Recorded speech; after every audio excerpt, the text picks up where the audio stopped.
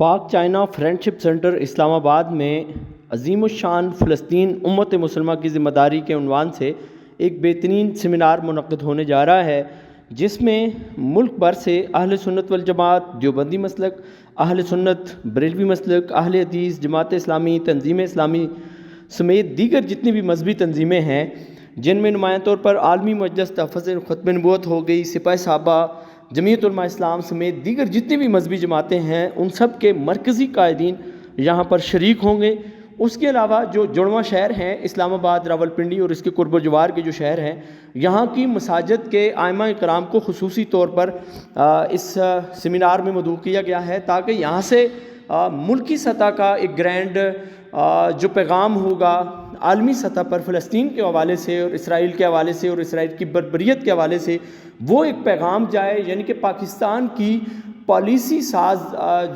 جنہوں نے پیغام دینا ہوتا ہے، اس طرح کا یہ ایک پیغام جو ہے وہ عالمی قوتوں کو جائے گا۔ اور پھر اس کے دیگر جو فوائد ہیں ان میں ایک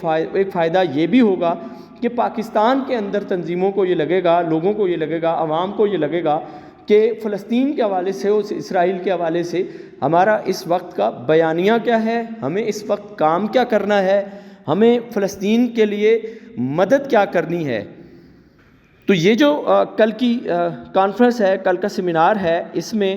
جمعرات کے روز صبح 9 بجے پاک چائنا فرینڈشپ سینٹر اسلام آباد میں آپ تمام حضرات نے شریک ہونا ہے۔ اس کانفرنس میں مولانا فضل الرحمان، مفتی تقی عثمانی، مولانا حنیف جلندری، مفتی منیب الرحمان سمیت دیگر جو مذہبی قائدین ہیں وہ سارے یہاں پر شریک ہوں گے۔ فلسطین امت مسلمہ کی ذمہ داری کے عنوان سے کل یہاں پہ کنونشن ہوگا، سیمینار ہوگا، تمام مکاتب فکر کے جید علماء کرام اور تمام دینی جماعتوں کے سربراہان یہاں پہ موجود ہوں گے۔ ہم آپ کو ویلکم کریں گے کل ایگزیکٹ 9 بجے یہاں پاک چائنا فرینڈشپ سینٹر میں۔